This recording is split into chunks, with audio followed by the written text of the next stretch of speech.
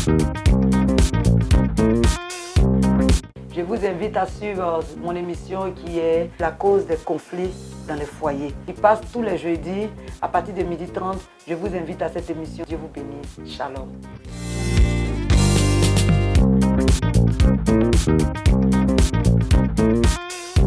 Shalom, shalom. Soyez bénis au nom de notre Seigneur Jésus-Christ de Nazareth. Shalom à tout le monde.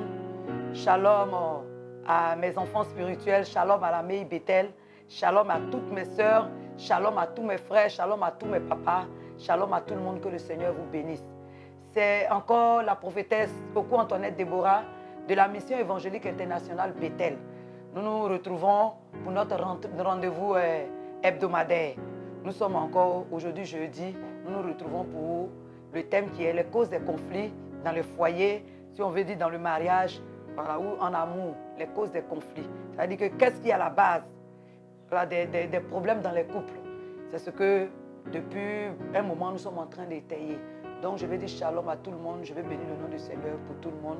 Je vais dire shalom à Papa Avi Blessing, je vais dire shalom à Papi, que j'appelle, Pasteur Badi que j'appelle Papi depuis la France, je dis shalom. Je dis shalom aussi à tous mes enfants qui sont à l'extérieur. Je dis shalom à tout le monde. Je dis shalom à prospérité, prospérité ma soeur. Que Dieu bénisse tout le monde, que Dieu vous bénisse. Nous allons commencer cette émission d'abord en confiant selon au Seigneur. Donc nous allons prier, nous allons baisser la tête, nous allons prier. Éternel, notre Dieu, notre Père, nous te disons merci pour ce temps encore que nous passons dans ta présence. Par ton esprit, Seigneur, viens nous éclairer, viens nous enseigner. Papa, viens illuminer, Seigneur, les pensées de quelqu'un. Viens aider une personne qui est à la croisée des chemins. Viens aider une personne, Seigneur, qui est en train de se poser beaucoup de questions. Seigneur, merci encore pour ta présence qui est manifeste. Béni sois-tu, Seigneur, pour cette émission. Nous te recommandons encore cela par ton esprit. Prends le contrôle de toutes choses et que la gloire te revienne au nom de Jésus. Amen. Que le Seigneur vous bénisse, que le Seigneur vous bénisse, que le Seigneur vous bénisse. Shalom à toi, papa, prophète Hippolyte Sémian. Shalom à toi, papa. Que le Seigneur te bénisse pour tout ton soutien. Shalom à toi, que Dieu te bénisse. Shalom aussi, je dis shalom à mon papa, Dr. Johannes Bazelet depuis Miami. Shalom à toi, que Dieu te bénisse. Nous te disons merci, mille fois merci pour ton soutien, pour tout ce que tu nous apportes. Et nous sommes contents de continuer l'émission parce que nous avons quelqu'un comme toi qui nous suit, qui nous encourage, qui nous soutient. Et nous sommes contents parce que nous pensons que ce que nous faisons, le Seigneur est vraiment dedans. Parce que je sais que tu es un grand docteur, tu es un grand enseignant, tu es un homme de parole, tu es un homme d'esprit. Et que si tu nous écoutes, c'est que Dieu aussi est avec nous. Et ça nous fait du bien, ça nous encourage de pouvoir continuer cette émission. En tout cas, shalom à toi. Nous saluons toutes les personnes qui sont à Miami, qui nous écoutent au travers de toi, papa. Nous te disons encore shalom, que Dieu te bénisse. Shalom à toi, ma fille Denise. Que Dieu te bénisse pour ce que tu suis cette émission. Je pense que cela aussi peut te faire du bien. Shalom à toi. Shalom à tout le monde. Que Dieu vous bénisse. Donc nous sommes toujours sur les causes des conflits dans le mariage, dans le foyer. Et comme d'habitude, il faut que nous résumions un peu pour les personnes qui nous prennent en cours. Nous avons constaté qu'il y avait beaucoup de problèmes dans les foyers, il y avait beaucoup de problèmes dans les couples. Et c'est au travers de tout ça que le Seigneur m'a donné cet enseignement de pouvoir aider quelqu'un. Et comme je le répète encore, je vais encore le répéter, que dans le mariage, dans le couple, il n'y a pas seulement que le volet d'abord spirituel, il y a d'abord le volet physique. C'est deux personnes qui se sont rencontrées, qui se sont vues, qui se sont aimées. Deux personnes de nature différente, de caractères différents, d'horizons différents et vraiment de cultures différentes, même des religions différentes, d'éducation différentes qui vont se rencontrer. Donc il va sans dire qu'il aura un travail à faire, que chacun à son niveau doit faire pour que le couple marche. Donc nous avons commencé d'abord par le charme de l'amour. Comment il fallait faire, chacun de nous devait faire pour que son foyer aille de l'avant. Voilà pourquoi j'ai dit le problème de mariage, c'est à tous les niveaux que ce soit, c'est dans toutes les couches sociales, c'est dans toutes les cultures. Dieu a créé ça. Dieu a créé le mariage. Il dit qu'il faut que l'homme et puis la femme se mettent ensemble, qu'ils se multiplient, qu'ils fondent un foyer et qu'ils soient féconds. Donc voilà un peu le but de l'émission, pour dire que tout le monde est concerné en matière de mariage, tout le monde est concerné. Et donc chacun de nous doit mettre du sien. C'est le charme de l'amour, l'obéissance, l'amour, être démonstratif, faire les cadeaux, être gentil, pouvoir recevoir la belle famille, toutes ces choses-là rentrent en ligne de compte pour réussir son foyer. Ce n'est pas seulement que le volet spirituel. Nous avons constaté ces choses. Souvent, nos sœurs, nous sommes à l'église, nous passons notre temps à prier et nous ne sommes pas capables de mettre nos maris à l'aise. L'homme aussi, c'est pareil, il est toujours en jeûne, il n'est pas capable de faire des sorties, de mettre sa femme à l'aise. On met tout ça sur le compte du Saint-Esprit du Seigneur. Ce n'est pas vrai. Ce n'est pas toujours que le Seigneur doit intervenir. En tant qu'individu, chacun de nous doit mettre du sien. C'est ça le charme de l'amour. Et à côté de cela aussi, Dieu a laissé des instructions à chacun de nous pour que le foyer marche. Il a dit à la femme, toi, sois soumise. Un point, c'est tout. Et il a dit à l'homme, toi, aime ta femme. Et en l'aimant, tiens compte du fait qu'elle est d'un sexe faible. Et que par moment, elle a des faiblesses, elle va avoir des petits comportements, mais à toi de la supporter. C'est ça l'amour. Donc voilà les différentes instructions que le Seigneur nous a données pour que nos foyers puissent aller de l'avant. Donc, à côté de tout ça, nous avons vu que il y a des personnes qui mettent du sien. Il y a des personnes qui ont tous les atouts, qui ont toutes les vertus. Tout ce que Dieu a demandé à chacun de nous. Chacun fait son effort. Mais il y a des personnes qui n'arrivent pas à se stabiliser. Il y a des personnes qui n'arrivent pas à se marier. Il y a des personnes qui n'arrivent pas à être stables dans un foyer. Il y a des problèmes dans des foyers. Et ça, c'est le volet spirituel. Et le volet spirituel est beaucoup plus complexe. Parce que le volet spirituel, c'est un problème spirituel. C'est-à-dire que c'est quelque chose qui peut te dominer. Maintenant, qu'est-ce qui te domine? Qu'est-ce qui fait que tu n'arrives pas à être stable? Qu'est-ce qui fait que tu n'arrives pas à avoir un mari? Qu'est-ce qui fait que tu n'arrives pas à être stable dans un foyer? Qu'est-ce qui fait que tu n'arrives pas à avoir une femme? Voilà ces choses-là que nous sommes en train d'étayer. Parce que chacun aura son combat, chacun aura son fondement, chacun aura ses réalités. Donc forcément, chacun aura sa solution, chacun aura les conseils qu'il faut pour pouvoir s'en sortir. C'est pourquoi le problème du foyer de ma soeur ne sera pas forcément le même problème que le mien. Le problème du foyer de mon frère ne sera pas forcément le même problème que le mien. Chacun de nous a un fondement. Et les fondements, nous avons expliqué depuis lors ce que c'est que les fondements qui mettaient en exergue 4 éléments: ton origine, ton arbre généalogique, ton cordon ombilical et ton héritage. Donc il va sans dire que chacun de nous a une origine, chacun de nous a un arbre généalogique, chacun de nous a un héritage, chacun de nous est lié physiquement. Nous sommes liés à nos parents par un cordon, par le cordon quand nous naissons à la naissance. Il est aussi spirituel, le cordon ombilical. Il est aussi spirituel. Pourquoi Ézéchiel 16, versets 3 et 4 a dit que quand tu es né, on n'a pas coupé ton cordon, on ne t'a pas lavé. C'est-à-dire c'est spirituel. Le Seigneur est en train de parler du peuple d'Israël, qui parlait attitude, parlait comportement. Le Seigneur leur a dit, ce que vous avez comme attitude, vous avez comportement, mon Dieu, ça ne m'étonne pas, parce que cela vient depuis de vos origines, de votre arbre généalogique et de votre cordon ombilical qui n'a pas été coupé spirituellement. Donc ça fait que vous faites les mêmes choses que vos parents ont eu à faire. Depuis des décennies, depuis des siècles, depuis tout ce temps-là, vous répétez la même chose parce que vous êtes liés. Donc il faille que ce cordon soit coupé spirituellement. Donc voici ces différents éléments que nous avons vus et nous avons dit quels sont les signes qui démontrent que j'ai un mauvais fondement. Nous n'allons pas revenir là-dessus. J'ai dit que vous allez aller sur Kairos TV officiel. Vous allez voir que nous allons reprendre l'émission depuis le début. Et si vous venez aussi sur May Bethel, sur notre face May Bethel, vous allez voir que depuis le début, nous avons commencé cette émission, nous avons étayé ces choses. Donc vous allez comprendre. Et quand nous avons fini les différents signes, nous sommes allés, nous avons vu la typologie de nos fondements pour dire qu'il y a plusieurs types de fondements. Voilà, il y a les fondements basés sur l'eau, il y a les fondements basés sur la poussière, il y a les fondements basés sur le sang. Donc chacun de nous va être dans peut-être un des fondements, il y en a qui vont avoir 2, il y en a qui vont avoir tous ces fondements. Et voilà, et tous ces problèmes que nous allons avoir va venir de ces différents fondements. Voilà pourquoi chacun de nous va chercher la solution. Voilà, tout en se concentrant. Parce que les choses spirituelles, on ne les voit pas physiquement. Depuis, il faut des gens spirituels aussi pour pouvoir traiter des choses spirituelles. Un homme charnel, comme la Bible dit, un homme animal, ne peut pas traiter ses fondements bien, ne peut pas comprendre les choses spirituelles. Et dans tout ça, nous avons vu aussi que le nom en faisait partie. Ton nom peut t'influencer négativement et peut faire que ton foyer peut vaciller. Donc les problèmes spirituels se recherchent dans le spirituel.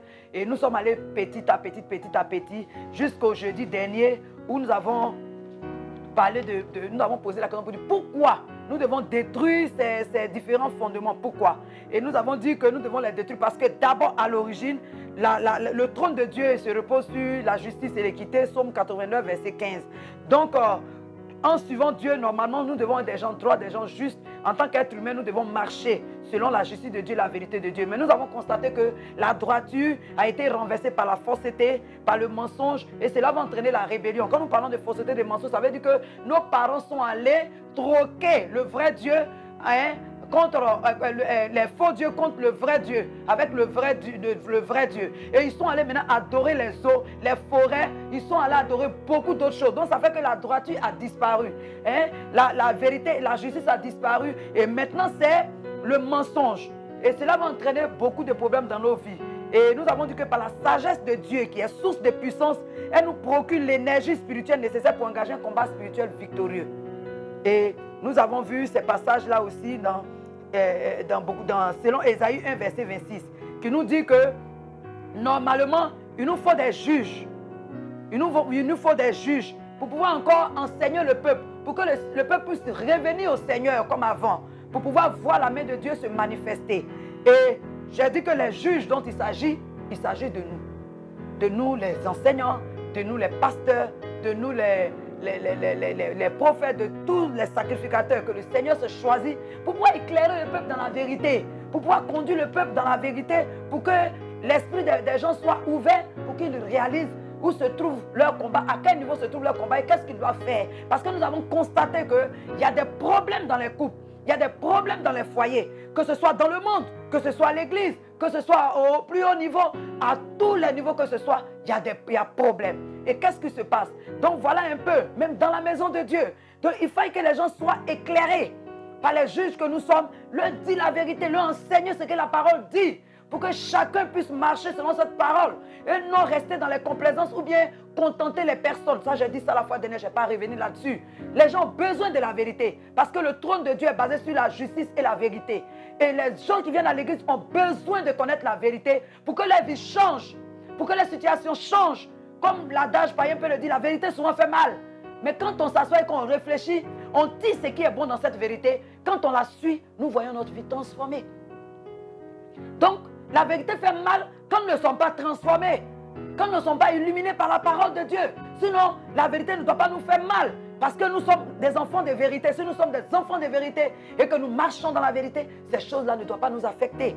Donc, nous avons fait une conclusion partielle. Nous avons dit, les fondements posés sur la poussière, sur les eaux et sur le sang, sont en général les conséquences des alliances, des autels, des adorations, des esprits maléfiques qui nous fatiguent. Nous sommes victimes de ces choses souvent sans le savoir. Et nous nous posons beaucoup de questions pour dire, mais pourquoi moi ça ne va pas? Pourquoi l'autre ça va et pourquoi ça ne va pas? Donc tous ces actes ou ces actions posées par les ancêtres, par nos ancêtres, pèsent sur la descendance qui va ensuite entraîner toute une nation, toute une famille, tout un pays dans la captivité spirituelle. Et nous avons dit que le but de cet enseignement, c'est que Dieu a dit que le marais vient de lui. Le marais vient de lui. Donc, le but de cet enseignement, c'est de fonder une famille qui sera perpétuée pour fonder des nations. Nous, des nations sortent même déjà de nous, doivent sortir de nous, même si tu n'as pas encore d'enfants, des nations, tu es la première peut-être génération de plusieurs nations qui vont sortir de toi. Si la base, toi, en tant que première génération de cette nation, si ta base n'est pas propre, tous ceux qui vont venir seront affectés. Donc le but de cet enseignement, voilà, c'est que nous puissions nettoyer tout ce qu'il y a à nettoyer pour que nos enfants ne viennent pas aussi payer la même chose que nous. Nous sommes en train de payer, par moments nous luttons, nous combattons contre des choses que nous ne maîtrisons pas parce que dans l'ignorance, nos ancêtres, nos familles sont allés faire certaines choses. C'est vrai que nous avons le salut quand nous avons Jésus-Christ de Nazareth, ça personne ne peut le nier. Jésus-Christ de Nazareth est venu pour sauver ceux qui sont perdus. Donc toi et moi nous sommes sauvés. Mais ce dont il s'agit, nous parlons de nos grâces, de nos bénédictions, comment entrer, comment posséder. Et comment posséder, la Bible nous a dit de prier sans cesse. Et d'aller à la recherche des informations. Tu peux être lié. Tu peux être chrétien pendant 20 ans, 30 ans, parce que nous sommes dans la démon, nous voyons ces choses. Il y a des personnes qui disent, ça fait 10 ans, ça fait 20 ans. Je suis à l'église. Mais tu vois, la situation de la personne ne change pas. Et souvent nous accusons les gens, non, ils vivent dans le péché. Mais il y a des gens, ce n'est pas tout le monde qui vit dans le péché. La personne marche selon la parole de Dieu. Mais la personne, c'est parce que la personne est dans des liens. Et dans l'ignorance, cette personne est maintenue, elle est tenue. La Bible est pareille pour nous tous. Que ce soit pour les Blancs, que ce soit pour les Juifs, que ce soit pour nous les Africains, la Bible est pareille. Ça, nous ne pouvons pas, nous ne pouvons le nier. mais dans les réalités, dans les faits. Nous avons constaté qu'en Afrique, il y a beaucoup plus, nos parents sont beaucoup plus plongés dans l'idolâtrie. Et nous sommes sortis des familles pour donner notre vie à Jésus, c'est vrai. Mais nous allons remarquer que ce que nos parents vivent, n'étant pas chrétiens, nous étant chrétiens, nous vivons la même chose. C'est des constats que nous faisons. Il y a des personnes qui sont à l'église, ça fait 30 ans, qui ne sont jamais mariées. Son père n'a jamais été marié, sa mère n'a jamais été mariée. Comment nous pouvons expliquer ça? C'est ce que nous sommes en train de voir. Cette personne doit aller à la recherche des informations. Et ces informations sont purement spirituelles. Nous avons vu que nous devons faire la repentance d'identification. Vous pouvez prendre Daniel 9, Esdras 9. Daniel était juste. Quand on voit le témoignage de Daniel, Daniel était quelqu'un de juste. Mais il est allé en déportation parce que son peuple a péché, ses rois ont péché. Daniel s'est retrouvé au mauvais endroit, au mauvais moment. Il est allé en déportation. Même étant là-bas, la Bible dit, Daniel s'est distingué des autres enfants de sa génération. Mais il n'était pas pour autant qu'il n'était pas esclave, il était esclave. Daniel a vécu beaucoup de tribulations jusqu'à ce que Daniel se rende compte que la captivité, c'est-à-dire que la déportation du peuple d'Israël devait durer que 70 ans. Mais personne, ils s'en fichaient, tous ils étaient là, ils ont pris des femmes là-bas, ce que Dieu me l'a dit de ne pas faire. Et c'est pourquoi Dieu les a frappés. Ils sont partis, ils ont continué. Mais il a fallu Daniel pour prendre les livres et de réaliser, mais attends, les 70 ans, là, nous sommes dedans. Et il n'y a personne pour réagir. Daniel était déjà vieux, vous convenez avec moi que 70 ans plus tard, sur l'âge que Daniel avait quand il partait, la Bible ne nous précise pas son âge. Mais Daniel était un vieillard. La preuve, quand vous lisez les Esdras, les Néhémie, quand il retournait, Daniel n'était plus peut-être vivant, parce que Daniel n'est pas reparti. Mais il a intercédé. Et dans son intercession, Daniel a dit, moi-même Daniel, je suis dedans, mon peuple et moi, nous avons péché, nos rois, nous avons péché, nous avons mal agi. Donc voilà, aujourd'hui, nous sommes frappés, nous sommes en captivité, mais Seigneur, souviens-toi de nous. Donc voilà un peu ce que j'ai dit la fois dernière comme résumé et comme conclusion partielle pour dire que toutes ces choses-là, ces mauvais fondements-là vont entraîner toute une nation, toute une génération, toutes les personnes-là dans la captivité spirituelle. Donc nous allons définir la captivité. Qu'est-ce que la captivité? Selon, on peut dire le dictionnaire profane, la captivité, c'est l'état d'une personne qui est privée de liberté pendant une période plus ou moins longue. C'est ça la captivité. C'est aussi l'emprisonnement dans les limites naturelles. Captivité créée par l'homme, c'est ce que nous appelons souvent la prison. Il allait à la Maca, chez nous en Côte d'Ivoire, pas de Maca. Ça, c'est une captivité créée par l'homme. Donc, elle est au-delà des limites. Elle est naturelle. Les limites sont naturelles et elles peuvent se définir pour un temps. Voilà. Donc ici, nous parlons de la captivité, plutôt ce que nous sommes en train de traiter, nous parlons plutôt de la captivité spirituelle. La captivité spirituelle est au-delà de la limite naturelle. Elle est surnaturelle. Et cela dépend de l'alliance qu'on a tissée, que nos parents ont tissée. Les pratiques qui ont été faites, ça va dépendre, la durée, plus ou moins. C'est pourquoi on n'aura pas les mêmes témoignages. On va se convertir peut-être le même jour, mais on n'aura pas les mêmes témoignages. On ne va pas obtenir peut-être nos grâces en même temps. Chacun de nous aura sa saison, son temps de visitation, selon les prières, selon l'orientation des prières. Parce que quand on nous dit que nous sommes chrétiens, que ces choses n'existent plus, je pense que nous ne devons plus aussi prier parce que Jésus a tout pris à la croix. Mais malgré que Jésus a tout pris à la croix, il dit priez sans cesse. Et puis votre ennemi rôde. Ne dormez pas. C'est la même Bible qui nous dit que malheur à la terre, que Satan est descendu et il rôde comme un lion rugissant, cherchant qui dévorer. Donc, nous ne sommes pas, nous sommes appelés à ne pas dormir sur nos lauriers. Nous devons prier, nous devons être à la recherche des informations chaque fois dans notre vie pour savoir ce qui ne va pas. Parce que nous voyons beaucoup de soucis dans les couples. Des chrétiens qui n'arrivent pas à se retenir, à se maintenir. Et depuis des années, ils prient par rapport à cette situation. C'est un lien. C'est pourquoi tu écoutes la parole, mais la parole à elle seule ne peut pas te transformer, ne peut rien faire. Tu es lié quelque part. Donc, je reprends, je dis que la captivité, c'est l'état d'une personne privée de liberté pendant une période plus ou moins longue. C'est aussi l'emprisonnement dans les limites naturelles. Celle-là, c'est la captivité créée par l'homme, c'est la prison. Mais ici, nous parlons de la captivité spirituelle, qui est au-delà des limites naturelles. Tu ne peux pas voir avec tes yeux nus.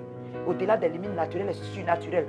Et dépend aussi de l'alliance, voilà, qui a été tissée. C'est aussi l'emprisonnement, je continue la définition, c'est aussi l'emprisonnement de quelqu'un, c'est le maintenir dans une forme d'esclavage. C'est tendre un piège à quelqu'un, afin de le retenir dans les liens. C'est être esclave aussi d'un péché ou d'un vice. C'est être sous le joug ou le contrôle du diable. C'est ça la captivité. Et nous allons prendre 2 Timothée 2, verset 26, qui nous donne des conseils ici qui dit « Et que revenus à leur bon sens, ils se dégageront des pièges du diable qui s'est emparé d'eux pour les soumettre à sa volonté. Donc être en captivité, c'est être soumis à la volonté de quelque chose, de quelqu'un ou d'une situation. C'est ça, être en prison, être esclave. Tu es dans l'esclavage. Donc 2 Timothée 2, verset 26 le dit, hein, et que revenir à leur bon sens. Donc, être à la recherche des informations, prier, jeûner, chercher le Seigneur, comme il a dit, vous me chercherez, vous me trouverez. Matthieu 7, verset 7 l'a dit. C'est en faisant cela, en priant, en recherchant. Un enfant de Dieu ne doit pas regarder, ne peut pas voir sa situation comme une fatalité. Voilà pourquoi le Seigneur Jésus a dit qu'il est avantageux pour vous que je m'en aille au Père, sinon le consolateur ne va pas venir. C'est lui qui va vous conduire dans toute la vérité. C'est lui qui va vous convaincre de péché, de jugement et de justice. C'est lui qui va vous... C'est pourquoi il a dit, tous ceux qui ont reçu l'Esprit de Dieu sont appelés fils de Dieu. Donc il dit, revenez à leur bon sens. Donc quand tu es en captivité, bien que la parole de Dieu ne s'est pas imprégnée de toi, tu n'as pas toutes tes facultés. Et tant que tu n'as pas toutes tes facultés, quand on dit revenir à son bon sens, ça veut dire qu'on est un peu... On peut parler de folie, on peut parler de raisonnement, on peut parler de toutes ces choses-là qui nous font croire que ce dans quoi nous sommes est normal. Et puis bon, voilà, c'est différents raisonnements. Et la parole a dit, revenez à leur bon sens. Revenez à leur bon sens. Alléluia, revenez à leur bon sens. Donc on peut être dans la maison de Dieu et puis on n'a pas encore tous nos sens. Nous sommes encore dans les rêves, nous sommes encore la folie peut-être du monde des choses sont encore dans nos vies. C'est pourquoi on dit revenir à leur bon sens. Donc voilà le passage. Donc j'ai dit que être en captivité, c'est sous le contrôle, Seigneur, d'un esprit. Tu n'as pas la faculté de faire ce que tu veux. Tu es dans ton foyer, ou bien tu veux te marier, mais tu n'as pas la faculté, tu n'as pas la force. Tu veux bien faire, mais tu n'arrives pas. Comme Romain l'a dit, c'est le jour même que tu dis que tu veux bien faire, tu veux bien attraper le monsieur là même qui t'échappe. Tu agis d'une situation bizarre, en tout cas tu commets un acte bizarre. En tant qu'enfant de Dieu, après tu te dis, mais je suis enfant de Dieu, pourquoi j'ai réagi comme ça? C'est que tu es emprisonné, tu es sous le joug d'un esprit.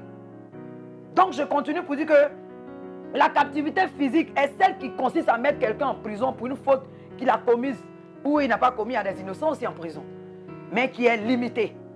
Quand l'homme, on te met en prison, on te dit soit tu es condamné à 10 ans de prison, à 20 ans de prison. Souvent aussi même on te dit, même quand on te dit tu es condamné à vie, c'est limité. Hein? On t'a donné un temps. Pour dire toute ta vie tu vas rester en prison. Mais c'est limité, c'est l'homme qui décide. Ça c'est la captivité physique. Maintenant la captivité spirituelle, c'est de ça qu'il s'agit là. Elle consiste à maintenir une personne dépendante vis-à-vis du péché, qui va l'amener à faire des choses honteuses ou déshonorantes. Et elle est illimitée. Elle est illimitée. Nous sommes chrétiens, nous sommes dans la maison de Dieu. Nous rencontrons beaucoup de personnes, des responsables, des gens qui ont qui ont duré à l'église, mais qui vont te dire que je suis maintenu quelque part par telle ou telle chose. Et je prie, je gêne, je n'arrive pas à m'en sortir. J'écoute la parole de Dieu, ça fait 10 ans, ça fait 20 ans, mais je n'arrive pas à laisser ça. Et ça m'empêche soit de me marier, ou bien ça m'empêche d'être à l'aise dans un couple, ou bien dans un foyer. Mais il est chrétien. Personne n'a dit celui qui a accepté Jésus-Christ de Nazareth, il est sauvé. Mais pourquoi la personne n'arrive pas à se détacher? Pourquoi la personne n'arrive pas à avoir un foyer stable? Pourquoi la personne n'arrive pas à se marier? C'est parce que la personne est en captivité. L'âme de la personne est dans une prison satanique. Et cette prison-là, la personne est maintenue là-bas. Quand tu es maintenu, on a dit, tu deviens esclave. Tu es esclave de quelque chose qui te maintient.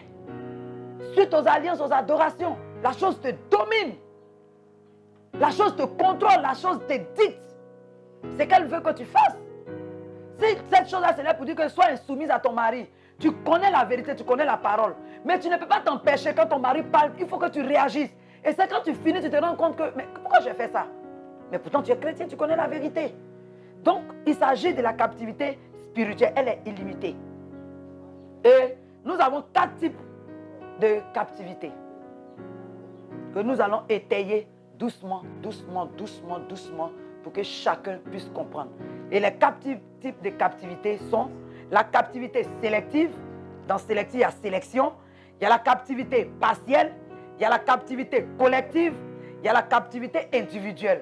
Voici les 4 types de captivité dont une personne peut être victime. J'ai dit sélective, partielle, collective et individuelle. Donc, voilà ce que je peux dire concernant les causes des conflits dans les foyers, puisque nous sommes à la recherche des causes. Nous sommes à la recherche de qu'est-ce qui ne va pas. Et puis nous, aujourd'hui, enfants de Dieu, nous n'arrivons pas à être stables dans nos foyers. Nous n'arrivons pas à être à obéir à la parole de Dieu, quand nous sommes dans un foyer et que rien ne va, souvent nous n'arrivons pas à comprendre notre partenaire qui est en face de nous. Nous voulons régler le problème physiquement. Et si le problème n'est pas physique, tu ne peux pas le régler physiquement. Si tu tentes de le régler physiquement, tu vas aggraver les choses. Surtout quand la personne n'est pas encore illuminée, comme ce qu'on vient de dire. La personne n'est pas encore revenue à son bon sens. Tu ne peux pas raisonner cette personne-là physiquement. Même avec tous les passages bibliques que tu veux, si tu veux. La personne ne va pas comprendre. La personne va trouver que sa situation peut-être est normale. C'est une fatalité. Dieu va le faire. Mais non, nous devons refuser les situations dans lesquelles nous vivons. Et la vérité est là. La vérité est que quelque chose ne va pas dans ton foyer. Tu es chrétien, tu jeûnes, tu pries. Et c'est de ça que nous sommes en train de parler. Pour que tu puisses réaliser, pour que tu puisses comprendre, pour que tu puisses savoir que ce qui ne va pas là, je dois chercher, je dois être à la recherche des informations pour pouvoir comprendre. Beaucoup de problèmes dans les couples, beaucoup d'insoumission. Il y a des personnes, il y a des femmes, elles sont insoumises parce que ça dépend de leurs origines. Depuis l'origine, leur maman était insoumise, leur grand-maman était insoumise, dans leur famille, elles sont indexées pour ça. Donc quand tu vas te marier, tu seras chrétien, mais tu vas voir que cet esprit-là est en toi, malgré que tu connais la vérité. Parce que tu n'as pas chassé, tu ne t'es pas séparé, tu n'as pas dit à l'esprit-là que tu n'as plus de contrôle sur moi. Ce que tu n'as pas confessé te commande. C'est pourquoi la repentance dit quoi? Que je reconnais, j'avoue et je délaisse. Et toute chose commence par là, par la repentance. Et puis si toi-même tu n'es pas conscient, ou bien tu n'es pas conscient que cet esprit est dans ta vie, personne ne viendra t'enlever là. Tu vas dire que ça va aller, tu vas rester dans ça va aller jusqu'à ce que toi-même là tu te rendes compte que l'âge est passé. Il y a un temps aussi, et la grâce a un temps. Il y a un temps limite pour la grâce de Dieu. On peut perdre pour rentrer dans la grâce. Je ne parle pas du salut, mais je parle de la grâce. C'est-à-dire que le temps de ta visitation peut passer. Le temps de ta grâce peut passer si tu ignores ces choses. Donc aujourd'hui, voilà ce que nous pouvons dire. Voilà, concernant cette émission, ce que le Seigneur m'a mis à cœur de le dire, qu'il y a trop de problèmes dans les couples et les problèmes sont beaucoup plus spirituels que physiques. Parce que les problèmes spirituels, franchement, sont beaucoup plus terribles à gérer. Et surtout, chez nous ici, les esprits sont encore dans l'air, sont encore frais parce que nos parents sont encore dans ces choses. Tu peux être en train d'adorer Dieu, puis on est en train d'adorer l'esprit de ta famille qui ne peut pas, puis on appelle ton nom. C'est pourquoi toi, chrétien, tu as 10 ans de conversion, souvent tu dois te retrouver au village dans des réunions bizarres, dans des endroits bizarres. Ce n'est pas des cauchemars, on appelle ton âme. Ton foyer est quelque part là-bas, dans les profondeurs des eaux. Ton âme, on t'a mis en captivité, ton mariage est enfermé dans une prison, ton mariage est en captivité dans une prison. On voit des hommes, même des serviteurs de Dieu, que nous sommes en train de se battre pour pouvoir se marier. On te donne les prophéties, on te dit ça va aller. Et les années passent, les semaines passent, les mois passent. Mais tu n'arrives pas à trouver. J'ai un homme de Dieu, lui, quand il allait vers les fiancés, un grand prophète, il te donne les paroles, c'est propre. C'est mon dernier témoignage. Mais quand il va vers une fille, aucune fille ne veut de lui. Toutes les filles de l'église, il a vécu la vie de son Dieu, il est fatigué. C'est un jour, au cours d'une pastorale, Dieu va se révéler à un des hommes de Dieu qui dit, c'est le nom qu'il porte, une fatigue. C'est le nom d'un fétiche au centre de la Côte d'Ivoire. Et c'est leur nom familial. Et ça a été révélé que c'est ce nom-là qui l'influence, qui fait qu'il n'arrive pas à se stabiliser maritalement. Et ce jour-là, tous les hommes de Dieu ont prié pour lui, pour briser ce nom-là sur sa vie. Et moi, il m'a rendu le témoin pour dire, prophétesse, j'ai dit au Seigneur, si je suis vraiment délivré, cette fois-ci, c'est pas moi qui vais vers une fille, mais elle-même, ma femme là, elle n'a qu'à venir elle-même vers moi pour me dire, Dieu m'a dit, tu es mon mari. Et c'est ce qui s'est passé aujourd'hui, il est marié. Mais combien de temps plus tard, pendant des années, il était ignorant de ces choses. Il se disait que le temps de Dieu va arriver, le temps de Dieu, il était dans le temps de Dieu, il était dans le temps de Dieu, il était dans le temps de Dieu.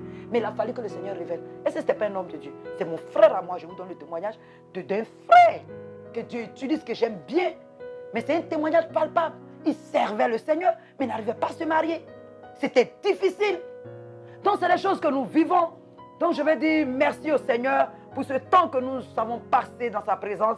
Je vais dire merci à Sanogo Thiam. Sois béni depuis le Canada, toi qui nous suis. Je veux dire merci à ma fille Astou Kwame. Je veux dire merci au prophète Franck qui nous suit. Je veux dire merci à tous les serviteurs de Dieu qui sont là, qui nous écoutent. Merci, shalom à tout le monde. Que Que Dieu vous bénisse, que Dieu vous bénisse. Je suis la prophétesse Oku Antoinette Déborah de la mission évangélique internationale Bethel. Et nous sommes à Yopougon, à Azito plus précisément. Nous sommes là-bas. Normalement, cette émission, je la fais. Je me dis, s'il y a des questions en direct, vous pouvez poser des questions. Nous sommes là, nous pouvons vous répondre en direct. Ou bien en inbox si vous voulez. Celui qui veut comprendre les situations ou bien veut comprendre, nous sommes là. Par moments, nous faisons même des séminaires sur le couple, sur le mariage. Vous pouvez venir, on va vous inviter à écouter, ça va vous faire du bien. Beaucoup de personnes sont dans des foyers qui souffrent, qui cherchent la solution à leurs problèmes. Je vais dire aussi merci à Kairos TV qui nous aide dans la préparation de cette émission, pour AD Junior qui est un serviteur de Dieu que le Seigneur utilise pour faire ces choses. Je vais dire merci à tous ceux qui sont là, qui nous soutiennent. Je vais dire merci à tout le peuple de Bethel. Je vais dire merci à Modia Kwadiane Yotio. Que Dieu te bénisse parce que tu es en direct, tu nous suis. Je dis merci à tout le monde. Soyez bénis, soyez bénis, soyez bénis.